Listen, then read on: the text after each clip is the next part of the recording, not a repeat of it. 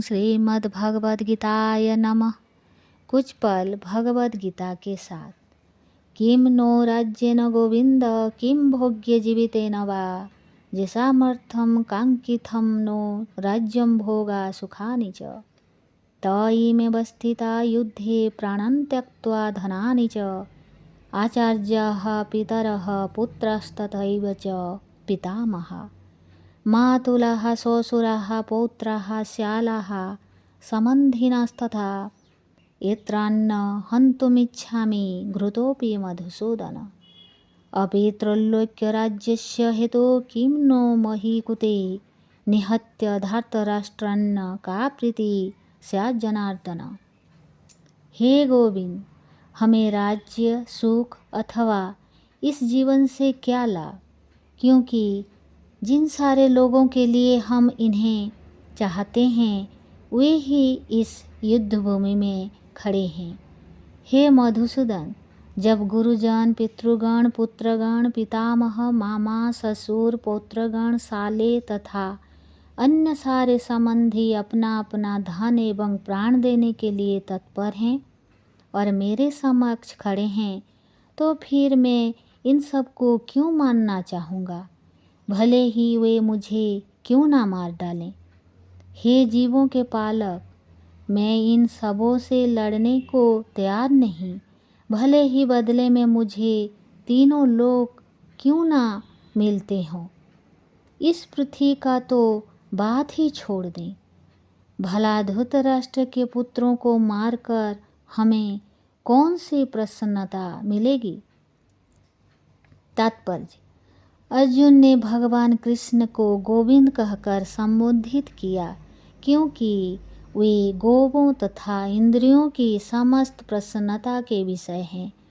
इस विशिष्ट शब्द का प्रयोग करके अर्जुन संकेत करता है कि कृष्ण यह समझे कि अर्जुन की इंद्रियों कैसे तृप्त होंगी, किंतु गोविंद हमारी इंद्रियों को तुष्ट करने के लिए नहीं हैं।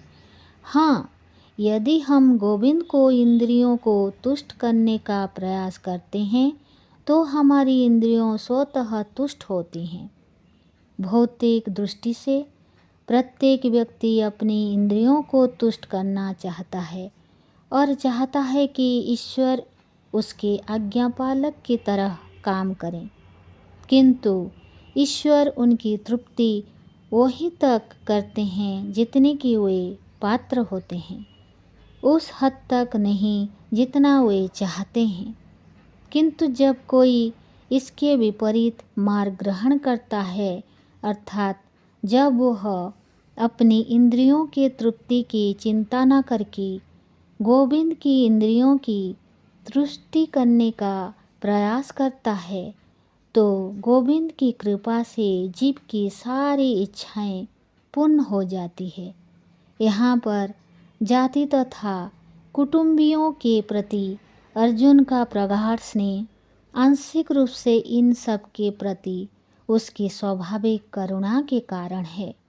अतः वह युद्ध करने के लिए तैयार नहीं है।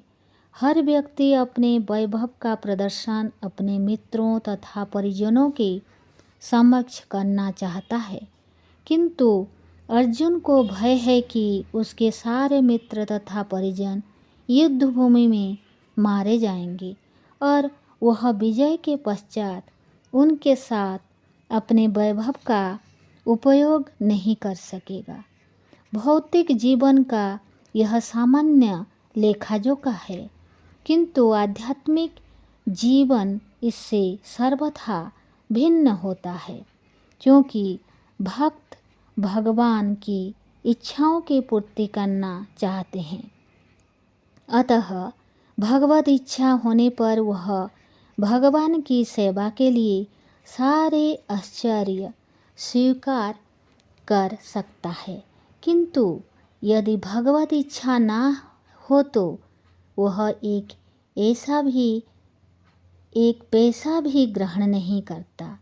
अर्जुन अपने संबंधियों को मानना नहीं चाह रहा था, और यदि उनको मानने की आवश्यकता है तो अर्जुन की इच्छा थी कि कृष्ण स्वयं उनका वध करें।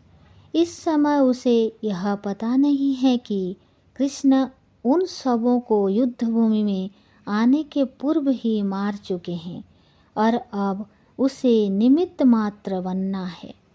इसका उद्घाटन अगले अध्यायों में होगा। भगवान का असली भक्त होने के कारण अर्जुन अपने अत्याचारी बंधु बांधवों से प्रतिशोध नहीं लेना चाहता था, किंतु यह तो भगवान की योजना थी कि सबका वध हो। भगवत भक्त दुष्टों से प्रतिशोध नहीं लेना चाहते, किंतु भगवान दुष्टों द्वारा भक्त के उत्पीड़न को सहन नहीं कर पाते। भगवान किसी व्यक्ति को अपनी इच्छा से क्षमा कर सकते हैं, किंतु यदि कोई उनके भक्तों को हानि पहुंचाता है तो वे उसे क्षमा नहीं करते।